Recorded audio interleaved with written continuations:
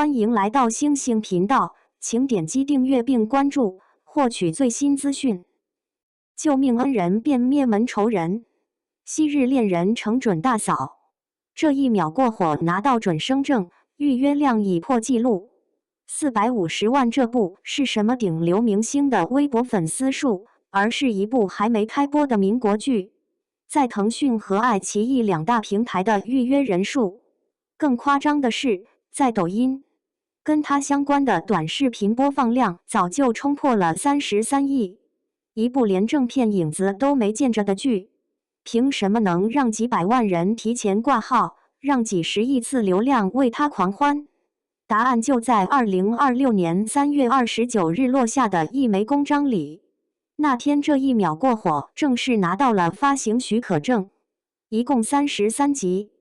从去年夏天那段10秒的尸申报路透撩动全网，到如今尘埃落定，这场持续了大半年的全民催播运动，终于进入了以天为单位的倒计时。播出时间就卡在5月下旬到6月初，腾讯和爱奇艺，你随便选一个蹲着就行。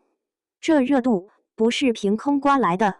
你的看看扛剧的两个人，现在是什么势头？男主张凌赫，2026年开年就凭一部《逐玉》血洗全网。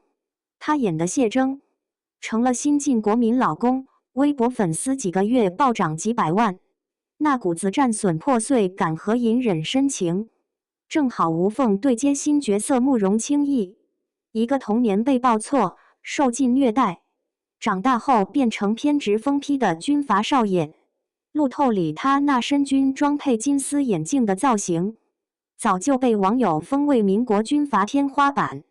从古装仙君到民国少帅，这张脸和气质算是焊在观众的心巴上了。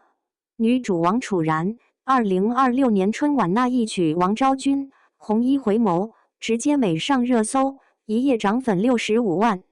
她身上那种古典又带点破碎感的韵味，太适合民国戏了。在这一秒过火里，她更狠，一人分饰两角。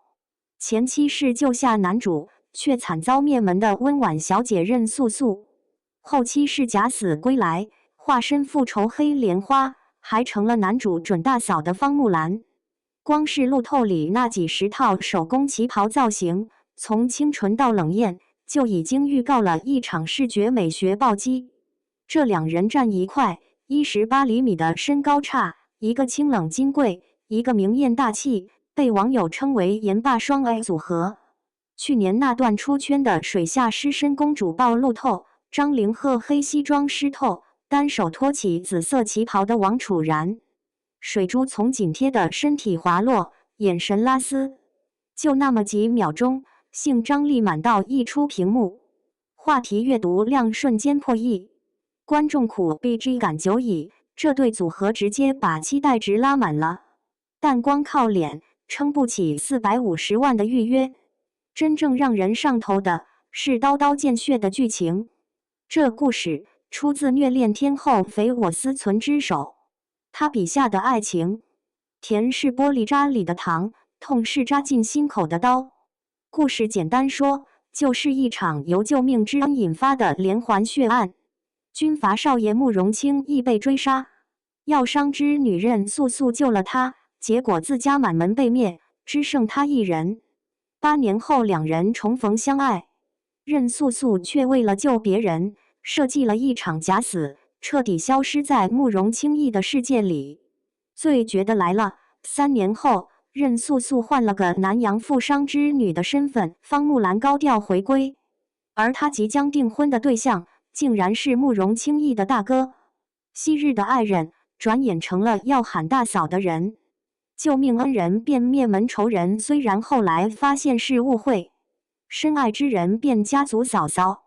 这剧情集齐了虐恋、复仇、假死、叔嫂禁忌所有高能元素，每一段关系都踩在伦理和情感的钢丝上，每一句对话都可能暗藏刀锋。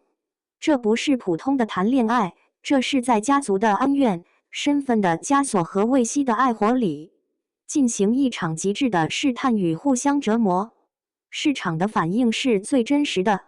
除了惊人的预约量，在微博上，这一秒过火主话题阅读量高达23亿，每天都有上千条帖子在催播。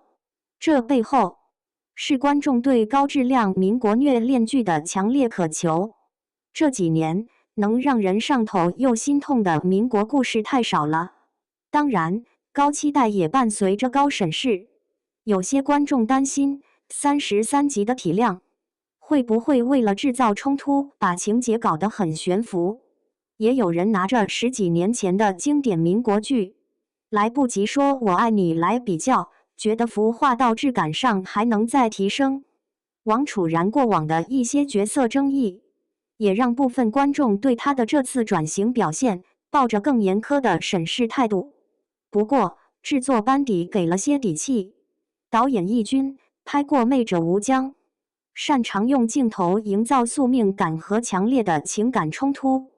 造型指导请来了长月烬明的赵一格，美术指导是风起陇西的马小飞。据说单集制作成本高达800万，用的是4K HDR 拍摄。从已经释放的物料和路透看，无论是张凌鹤挺刮的军装，还是王楚然那些绣工精致的旗袍，至少在民国美学这门课上，剧组是下了血本想拿高分的。配角阵容里，付辛博演男主的大哥，也就是王楚然角色后来的未婚夫，这三角关系想想就刺激。还有胡杏儿、沙宝亮这些戏骨压阵，至少演技层面不太需要担心。现在正到手了，档期定了，主演正处在人气巅峰，所有前置的爆款条件似乎都已就位。综上所述，这一秒过火当前所拥有的450万预约，并非简单的数字累积，而是多重因素叠加后的结果。视觉传播的精准爆点，叙事结构的高强度设计，演员与角色的匹配度，以及市场对稀缺题材的集体期待。接下来，这些优势能否转化为真正的口碑与影响力，将取决于剧集在播出后的完成度。当所有情绪已经被推至临界点，观众所等待的其实只是一个答案。